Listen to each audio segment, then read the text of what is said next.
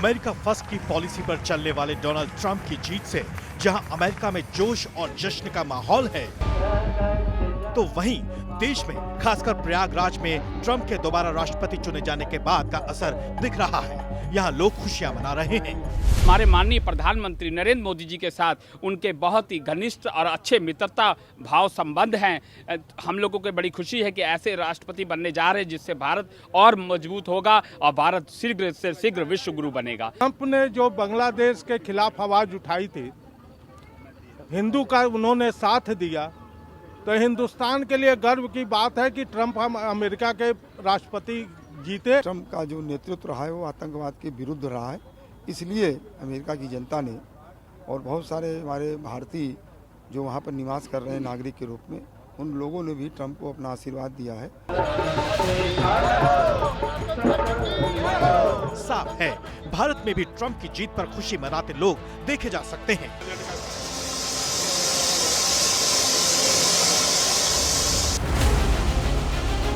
तो वहीं ट्रंप की जीत का स्वागत भारतीय शेयर बाजारों ने भी किया है।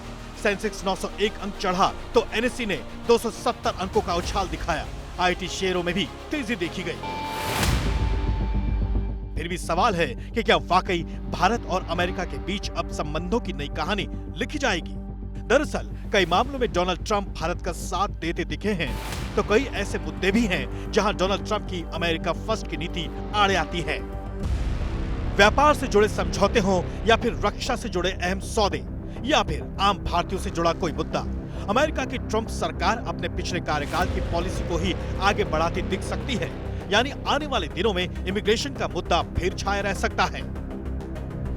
हमारे अपने अमेरिका के साथ बहुत अच्छे रिश्ते हैं, इसलिए ये और भी ज़्यादा इम्पोर्टेंट हो जाता है। लेकिन मैं फंडामेंटली मानता हूँ कि जिस तरह हम अब दुनिया की 5वीं बड़ी इकोनॉमी बन गई, 3rd लार्जेस्ट इकोनॉमी बनने जा रहे हैं, हमारी सिचुएशन ऐसी है कि अमेरिका को भी हमारे में इंटरेस्ट है और इसमें चाहे ट्रंप या कमला हैरिस जीती, जो भी होता उनको भी हमारे में इंटरेस्ट होगा। तो मैं ओवरऑल मानता हूँ कि इस जीत के लिए भी भारत के लिए फ़ायदा है। अपॉर्चुनिटीज़ हैं, चैलेंजेस भी ज़रूर होंगे, लेकिन अपॉर्चुनिटीज़ होंगे और हम वेल प्लेस्ड हैं अपॉर्चुनिटीज़ का फ़ायदा लेने के।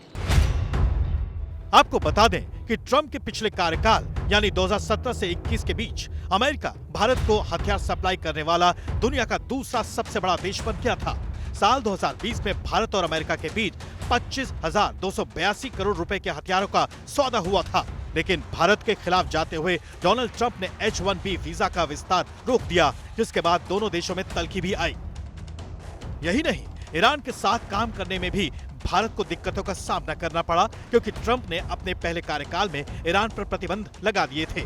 रूस के साथ मिसाइल डील पर भी ट्रंप खुश नहीं दिखे थे और भारत को 46,366 करोड़ रुपए की डील तोड़ने का दबाव बनाते दिखे थे। हालांकि ट्रंप अच्छे से जानते हैं कि जैसे ट्रंप और मोदी अच्छे दोस्त हैं, उससे कहीं ज्यादा पुतिन और मोदी गहरे दोस्त हैं। जबकि चीन को ध्यान में रखकर भी ट्रंप भारत से अपने रिश्तों को निभाने की कोशिश करेंगे। जाहिर है, एक तरफ वर्ल्ड ऑर्डर पर ट्रंप की नजर है, तो दूसरी ओर भारत की अहमियत ट्रंप अच्छे से जानते हैं। भारत और अमेरिका के संबंध एक दूसरे के साथ बहुत अच्छे हैं। खासतौर पर व्यापार और निवेश के क्षेत्र को लेकर दोनों देशों के बीच समय समय पर नए नए समझौते होते रहते हैं।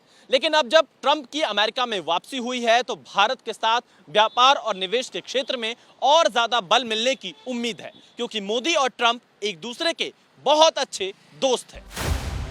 ट्रंप के दोबारा राष्ट्रपति बनने के बाद पश्चिमी एशिया के देशों के साथ अब संबंध नए सिरे से दिखाई देंगे, तो दूसरी ओर ट्रंप पहले दिन से ही ईरान को दुश्मन की तरह देखेंगे, यानी नेतन्याहू को लड़ने के लिए प्रोत्साहित करेंगे।